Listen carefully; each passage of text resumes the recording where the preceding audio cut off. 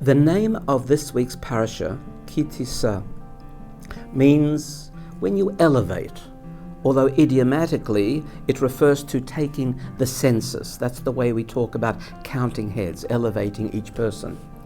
But nevertheless, the notion of elevation is in contrast to the subject matter, the most dramatic high point or low point in the Parsha, which is the building of the golden calf, the act of absolute rebellion, polytheism, idol worship, the direct contrast to the immediate event that had just taken place, the receiving of the Torah at Mount Sinai.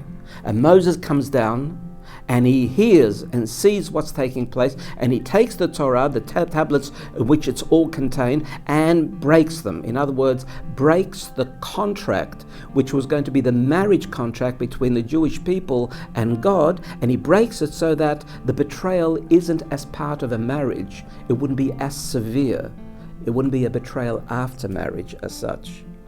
Nevertheless, we have to ask ourselves, why is the name of the Seder elevation when in fact the subject matter is descent? And the answer is the act of teshuvah, the act of reconciliation.